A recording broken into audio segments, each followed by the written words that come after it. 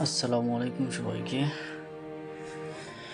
আসলে কি বলবো, দেখেন আমাদের এই যে রাজশাহীতে যে বাবুটা মায়ের সাথে খেলতে গিয়ে পড়ে গেল পাইপের নিচে, আমাদের ফায়ার সার্ভিসের কর্মী ভাইরা দেখেন দিন রাত পরিশ্রম করে, কত অক্লান্ত পরিশ্রম করে তাদের সর্বোচ্চটা চেষ্টা করছিল দেওয়ার, তাকে উদ্ধার করছে, কিন্তু আমরা তাকে বাঁচাতে পারি নাই। কারণ একটা বাচ্চা কিভাবে 32 ঘন্টা ধরে বাঁচতে পারে একটা পাইপের কুয়ার নিচে, বলেন? এটা এটা তো আসলে তাদের সমস্যা না, সমস্যা হচ্ছে আমাদের দেশের সিস্টেমের সমস্যা। দেখেন আমাদের পৃথিবীর বিভিন্ন দেশে এই ঘটনাটা যদি ঘটতো, অন্য অন্য দেশে 5-7 ঘন্টায় কিন্তু এটা আগে উদ্ধার করতে পারতো, কিন্তু আমরা কিন্তু সেখানে পারিনি। কারণ এটা আমাদের ব্যর্থতা। আমাদের দেশে পর্যাপ্ত পরিমাণে মনে করেন যে গ্রাউন্ড স্ক্যানার নেই, বোরহোল ক্যামেরা নেই, রোবোটিক রেস্কিউ নাই, আলট্রা ফাস্ট আর্থ বোরিং মেশিন নাই, স্পেশাল টানেল রেস্কিউ টিম নাই। এসব প্রযুক্তি থাকলে আসলে আমাদের 5-7 ঘন্টায় আমরা উদ্ধার করতে পারতাম। দেখেন, কিন্তু আমাদের দেশে ঘন্টার পর ঘন্টা মাটি কাটতে হলো। আসলে কেন আমরা প্রযুক্তিতে পিছিয়ে আছি? কেন আমরা এখন আধুনিক রেস্কিউ যন্ত্রপাতি কিনতে পারিনি? কেন একটা শিশুর জীবন প্রযুক্তির অভাবে হারিয়ে যাচ্ছে? কারণ বছর পর বছর ধরে আমরা অপ্রয়োজনীয় খরচ করে যাচ্ছি। আমাদের একটা বাড়ি হলে হয় না, আমাদের 10টা 12টা 20টা করে বাড়ি লাগে। হ্যাঁ, আমাদের মানুষের জীবন বাঁচানোর জন্যে যে সমস্ত যন্ত্রপাতি প্রয়োজন, যে সমস্ত বিনোদন প্রয়োজন, এগুলোর পিছনে আমরা ইনভেস্ট করি না। আমরা ইনভেস্ট করি যে কিভাবে পাচার করা যায়, কীভাবে কার সম্পদ লুটে খাওয়া যায়, আমরা এগুলো নিয়ে চিন্তা করি। আসলে পৃথিবীর অন্য অন্য দেশে তারা ভোগ করার চেয়ে মানুষের পিছনে ইনভেস্ট করে বেশি, মানুষকে বাঁচিয়ে রাখার জন্য, মানুষকে ভালো রাখার জন্যে, ঠিক আছে, পরিবেশকে ভালো রাখার জন্য তারা ইনভেস্ট করে, কিন্তু আমরা ইনভেস্ট করি পাচার করার জন্যে, ঠিক আছে। তাহলে দেখেন, আজ যদি বাচ্চাটা অন্য দেশে পড়তো তাহলে কিন্তু এটা 5-7 ঘন্টায় উদ্ধার করা সম্ভব হতো, ঠিক আছে। সেখানে আমাদের 32 ঘন্টা খনন করতে হলো, আর 32 ঘন্টা মানে তো একটা অনিশ্চিত। এটাই কি আমাদের মানুষের জীবনের মূল্য আমাদের দেশে? আপনার আমার জীবন কি এতটাই সস্তা? একটা শিশুর জীবন কি 10-15 কোটি টাকার যন্ত্রপাতির চেয়েও কম নাকি, বলেন? কয় কোটি টাকা লাগে আমরা যেগুলো দেশ থেকে পাচার করি, হাজার হাজার কোটি টাকা। এগুলো দেশের জন্য যদি ইনভেস্ট করা হয় তাহলে আমাদের দেশ প্রযুক্তির দিক দিয়ে সেরা দেশ হবে। আমাদের দেশ সোনার বাংলাদেশ। এদেশে পাহাড়ের মধ্যেও ফল ফুল হয় আমাদের দেশে। পৃথিবীর সব দেশ ম্যাক্সিমাম মরুভূমি, ঠিক আছে। তাহলে আমরা এই সোনার দেশটাকে কিভাবে আমরা ধ্বংস করছি, বলেন? যদি আমরা সত্যি মানুষের মূল্য দিতাম তাহলে আজ আমাদের দেশে উন্নত রেস্কিউ সিস্টেম থাকতো। মানুষের জীবন বাঁচানোর প্রযুক্তি বিনিয়োগ করা আমাদের সবচেয়ে বড় দায়িত্ব, কিন্তু আমরা সেটা করছি না। এই জন্য আমাদের প্রতিটা দুর্ঘটনা দিনের পর ঘটছে এবং আমাদের পরিবার ভেঙে যাচ্ছে, আমরা অসহায় হয়ে যাচ্ছি।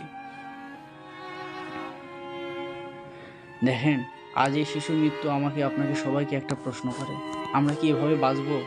আমরা কি এভাবে মরবো? প্রযুক্তির অভাবে, অবহেলার অভাবে দেশে কি কোনো ভালো নায়কতন্ত্র আসবে না?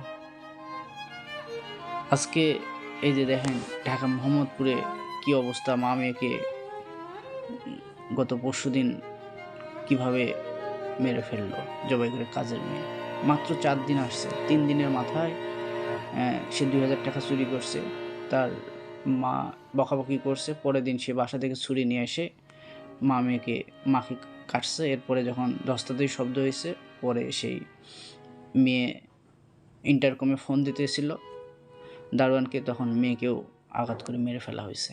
তাহলে বোঝেন এই যে এই বিষয়গুলো, এগুলোকে প্রকাশ্যে ক্রস ফায়ার করে মেরে ফেলা উচিত। তাহলে এই দেশ আতঙ্কে মানুষ ভয় ভালো হয়ে যেত। এই যে ছিনতাইকারী, এদেরকে প্রকাশ্যে মাঠের মধ্যে নিয়ে যা ক্রস ফায়ার করে মারে ফেলতে হতো। না হলে এরা কি করে, এরা 2 বছর 4 বছর 6 বছর পর বের হয়ে আসে, আসার পরে আবার তারা হিংস্র হয়। তাহলে এটাই কি সমাধান? আমরা কি এই সিস্টেমগুলোকে চেঞ্জ করতে পারি না, বলে? কি বলবো, বাংলাদেশে আমাদের জীবনে কোনো মূল্য নাই। আমাদের রেস্কিউ সিস্টেমকে যদি আমরা আরও অত্যাধুনিক করতে পারি, তাহলে আমরা আরও আমাদের নিজের সবার জীবন বাঁচাতে পারবো। আমাদের পরিবর্তন চাই, প্রযুক্তিতে আমরা বিনিয়োগ চাই, জীবনের মূল্য আমরা চাই।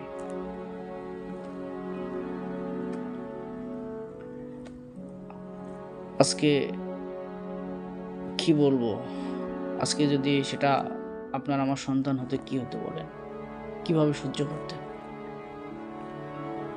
এই যে ফায়ার সার্ভিসের কর্মী ভাইরা কি পরিমাণ পরিশ্রম করছে, আল্লাহ, তারা যে পরিমাণ পরিশ্রম করে, তাদেরকে যদি প্রযুক্তি দিয়ে যদি ভালো ট্রেনিং করা হয়, সেটা অবশ্যই কম সময়ের মধ্যে সম্ভব। কিন্তু আমাদের ওই সিস্টেমটা নাই। কেন নাই? আমাদের দেশে কি নেই? আমাদের দেশে হাজার হাজার কোটি টাকা দিয়ে আমাদের স্যাটেলাইট হচ্ছে, টানেল হচ্ছে, পদ্মা ব্রিজ হচ্ছে, সবই হচ্ছে। তাহলে আমাদের কি না? আমরা যদি একটু দেশটাকে নিয়ে ভাবি, যারা আছেন বড় বড় নেতারা দেশের, যারা তারা যদি দেশটাকে একটু সুন্দর করে সাজাইতে চান, অবশ্যই পারবেন। আমরা এই ধিক্কার জানাই যে দেশে মানুষের মূল্য নাই, দিনে রাত্রে ঢাকা শহরে চিন্তা হয় প্রকাশ্যে, মানুষ আশেপাশের লোকেরা দেখে একটা বাস থেকে মোবাইল টানে নিয়ে চলে যাচ্ছে। কে রে ভাই, আশেপাশের মানুষরা কী করিস? ওরে উত্তম ধুলাই দিয়ে ওখানে সাইজ করা যায় না, কিন্তু আমরা যাই না ভয়, কারণ ও তো আমাকে ছুরি মারবে। তাহলে বলেন, এই যে এগুলো, তাহলে আমরা আজকে প্রকাশ্যে মানুষ পাথর মারলো, পাথর মেরে সেই সোহাগকে মেরে ফেললো প্রকাশ্যে, কেন? আশেপাশের মানুষ তখন কী করছিল? তারা সবাই ওদেরকে ধরে ওভাবে মারতে পারতো না? তাহলে আমরা আজকে বিবেক শূন্য হয়ে যাচ্ছি ডে বাই ডে। এটা ভয়ঙ্কর রূপে ধারণ করবে ভবিষ্যতে, আমরা যদি এখনই এগুলোর সমাধান খুঁজে না পাই। ভিডিওটা বেশি বেশি করে শেয়ার করুন, যাতে আমাদের দেশের যারা বড় বড় নেতা ভাইরা আছেন, দেশের যারা বড় বড় দায়িত্বে আছেন, তাদের কাছে যেন পৌঁছে যায়। তাদের সকলের কাছে আমাদের বিনীত অনুরোধ, আমাদের দেশটাকে অত্যাধুনিকভাবে প্রযুক্তি দিয়ে সেরা করুন। বিশ্বে যেরকম এগুলোকে 5-6 ঘন্টায় যেগুলো সমাধান করার, 30 ঘন্টার কাজ 5 ঘন্টায় সমাধান করে, সেগুলো সমাধান করার প্রযুক্তি কিনুন, প্রযুক্তি ব্যবহার করা শেখান আমাদেরকে। আগুন লাগলে আমাদের টিম চলে যায়, 16টা টিম 18টা টিম ইউনিট কাজ করতেছে। বাইরের দেশে কিভাবে 2-3টা টিম আইসা 10তলা 20তলা বিল্ডিং আগুন নিভাচ্ছে, সেই প্রযুক্তিগুলো গ্রহণ করুন, সেগুলো নিয়ে আসুন। আমাদের দেশের চিকিৎসা ব্যবস্থার জন্য আমরা ইন্ডিয়া যাচ্ছি, বাইরে যাচ্ছি, বিভিন্ন দেশে যেতে হয়। আমাদের কি লাগবে সেগুলো রিসার্চ করুন, সেগুলো আমাদের দেশের প্রযুক্তি, সেগুলো সেট করুন। আমাদের দেশের চিকিৎসা আমাদেরই হোক, কেন নাই? কি নাই? আমাদের দেশে ভালো ডাক্তার আছে, ইঞ্জিনিয়ার আছে, সব আছে এদেশে। তাহলে একটু নিজের চিন্তাধারাগুলো চেঞ্জ করুন, আমাদের দেশটাকে সুন্দরভাবে সাজানোর জন্য সাহায্য করুন প্লিজ। আপনাদের কাছে এটাই বিনীত অনুরোধ। আমাদের জীবন নিয়ে আর খেলবেন না, আমাদের ছেলেমেয়ের জীবন নিয়ে আপনারা খেলবেন না। আমাদের সবাইকে আপনারা সুন্দরভাবে বেঁচে থাকার জন্য সাহায্য করুন। আমাদের টাকা দিয়েই তো কিনবেন, আমাদের এই ট্যাক্স ভ্যাট, আমাদের গ্রামের সারা বাংলাদেশের মানুষের খেটে খাওয়া মানুষের টাকা দিয়ে তো এগুলো করতেছেন, এগুলো করবেন, সেগুলো কাজে লাগান, আমাদের জন্য, মানুষের জন্য কিছু করেন। এই কয়েকদিনের দুনিয়ায় আইসা আপনার লাগবে, আমার লাগবে, 10টা 20টা করে বাড়ি লাগবে, কেন? একটা বাড়িতে হয় না? এই চিন্তাধারাগুলো চেঞ্জ করুন আল্লাহর রাস্তায়, ঠিক আছে? এই সমস্ত চেঞ্জ করুন, নোংরা রাজনীতি চেঞ্জ করে দেশের জন্য কিছু করুন, দেশের মানুষের জন্য কিছু করুন, আমাদের দেশটা সোনায় বাংলাদেশ পরিণত করুন। খুব কষ্ট লাগলো। আল্লাহ তার মা বাবাকে ধৈর্য ধারণ করার তৌফিক দান করুক। পরিবারের প্রতি সমবেদনা জ্ঞাপন করছি।